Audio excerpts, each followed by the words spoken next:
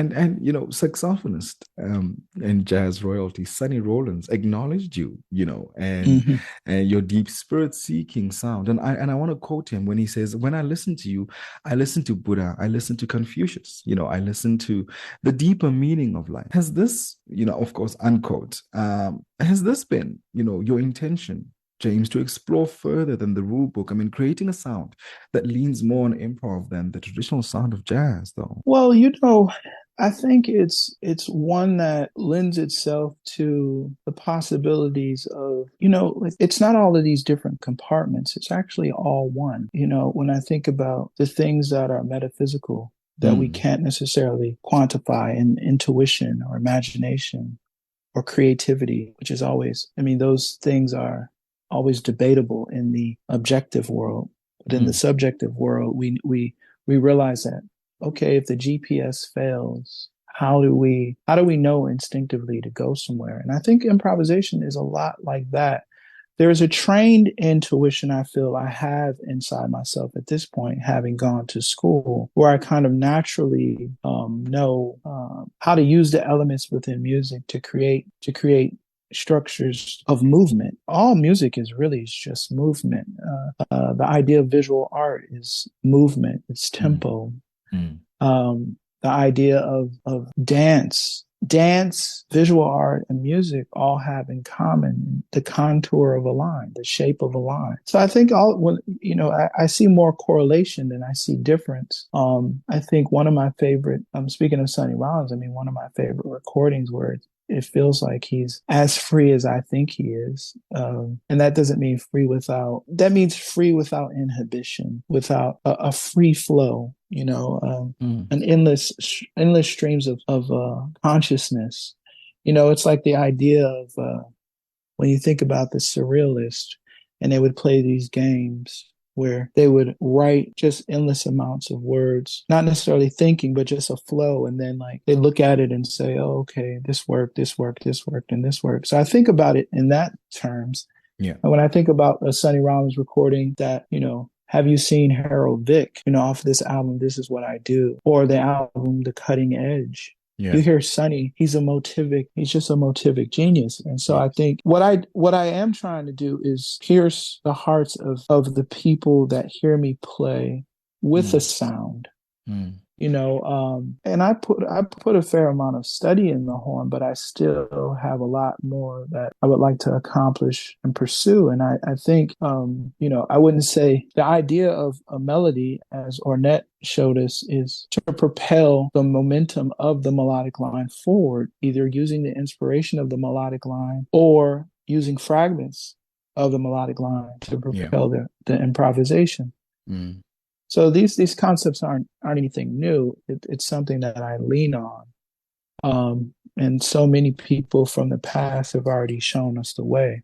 Yeah. And so if you're true to that and you feel confident in that, it's rough. It's rough out here no matter what you're doing, to be yourself. Yeah. It's rough. It's easy to go with the crowd. Unfortunately, or fortunately, I've been okay in my life with being a loner. I've been okay with that. Yeah. Because it slows down time, number one. This idea that we have to keep learning the next thing, or the pressures of learning what people feel like we should know when we're supposed to know it, rather than allow time to allow it to move in us, so that we begin to mature. So I think that's a lot to do with my mindset too, is that I've been maturing. I went to school, I've transcribed, I've practiced scales. I've done all of the things that most of my peers have done. But then when school's over, I felt like it was my job to peel back the layers of my own conscious and understand who I am. And what does that look like? What does that look like away from school? And what does that sound like musically? Yeah. What does that sound like? Does it sound like I'm still in the classroom, or does it sound like life? And can we get back to an organic, kind of mysticism, where nature is teaching us how we should sound or how things should be, this. Yeah. So, yeah.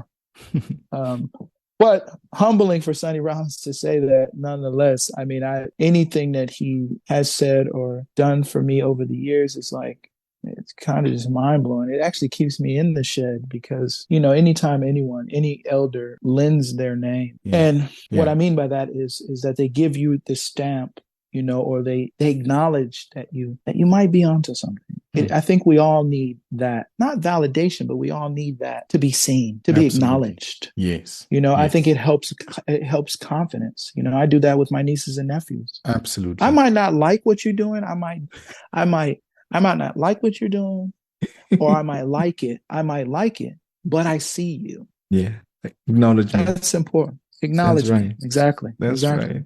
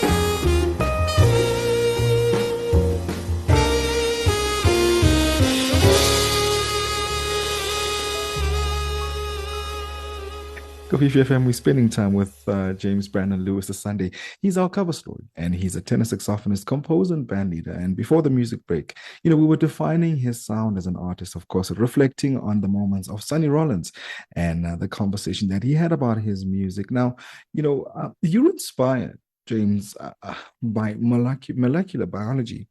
Where you've in fact, developed a system called molecular system music. What is that about?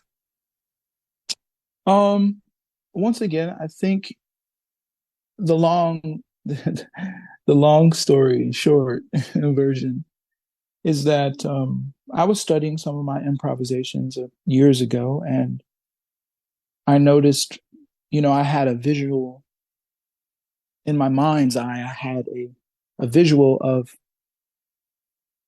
two of these notes that I heard on this recording with my quartet from a gig, just kind of oscillating back and forth of what felt like a spiral. And I was moved by that. And so then, I started to obviously do research, and I was like, okay, wow, that's a helix. And then discovering the idea of DNA, the way it's structured, the founders, James D. Watson, Francis Crick, Rosalind Franklin, Linus Pauling, these individuals who helped bring this to light, the structure of DNA. And so then I thought about its basic components and then the basic components of music, and using science as Jack Whitten, a great visual artist, he has in his notebooks, Notes from the Woodshed. He says, use science as metaphor. So obviously I'm not a molecular biologist, but what spoke to me was the possibility of viewing, we use this term DNA loosely every day. You watch a sports show, ESPN, and they say, well, what is the DNA of this team? And what they're talking about is the characteristics. Yeah. So ultimately, even from a metaphor standpoint, I'm thinking about the characteristics that make up who I am as an individual. And then how can I view that using molecular biology as sort of like not a literal translation of the DNA sequence, because obviously I hear people, I've read articles and know individuals who are doing that. And I'm not interested in that. I'm more so interested in how do I use this structure to influence how I would structure my musical compositions, and in turn, develop things from very basic elements, but the whole idea of dyad relations and interval relations to build music within certain compositional restrictions. And I explore a lot of that, and have with my quartet, with Brad Jones, Juan Ortiz, and Chad Taylor. Yeah. And those recordings are finally coming to light, having won the German Jazz Prize a few months ago, actually, for those recordings and that work. So I'm very thankful that this work is coming about. And I'm actually in the process of working on my PhD, Doctorate of Philosophy in Creativity at the University of Arts, exploring the role of metaphor when it comes to creating your identity as an artist.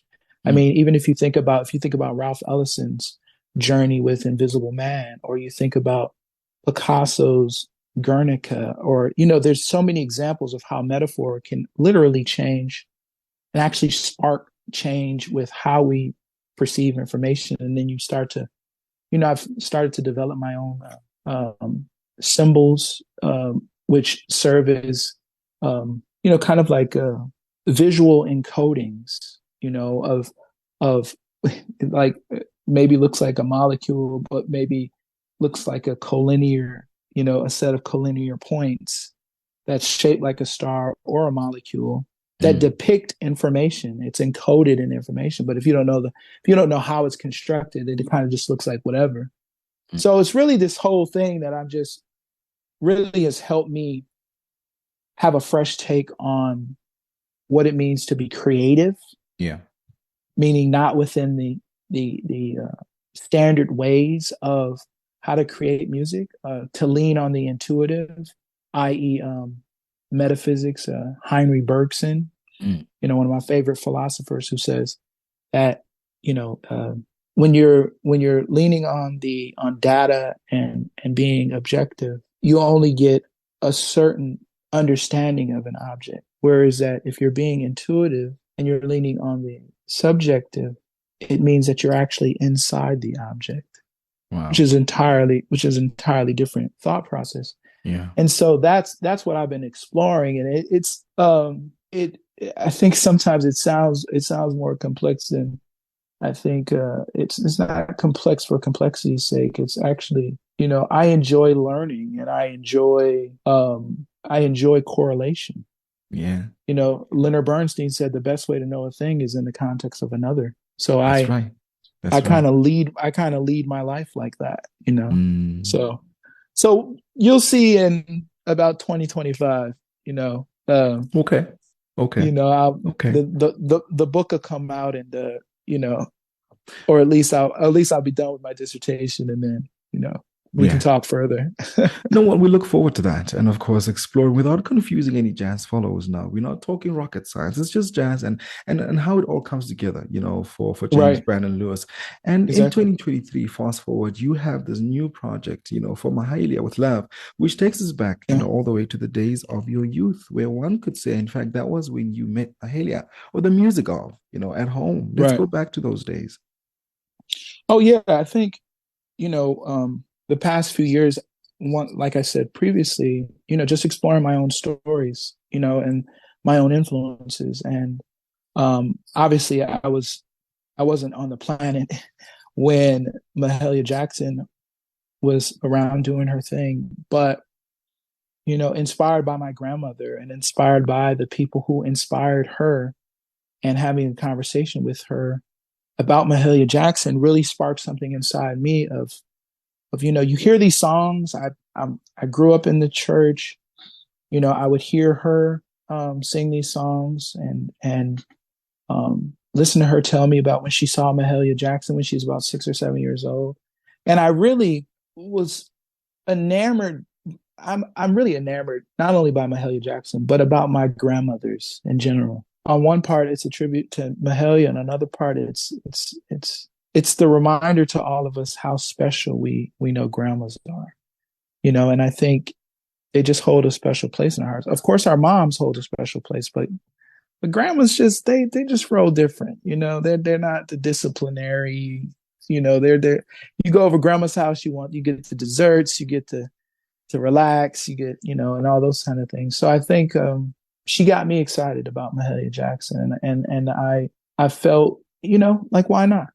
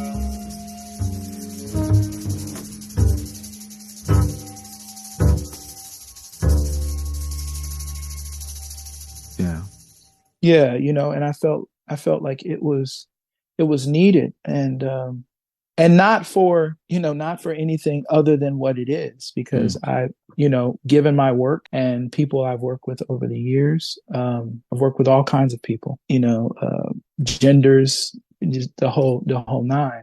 So I think it was just for me. I just wanted to, the whole series and the whole concept of Red Lily, once again inspired by Jack Whitten, to kind of honor historical figures, African American figures, and or it could be anybody really in general. But I was just really taken by his work via that, and I'm not the first person to do that. I mean, like you look at Miles Davis and Jack Johnson, or whoever we're talking about. So yeah, so Yeah. that's that. Yeah. This conversation could carry on forever because I think there's just so many layers, to the For different real. ways in which you approach music. But, we're limited in time. However, I really Right. wanted to chat to you about your visit in 2010 to South Africa.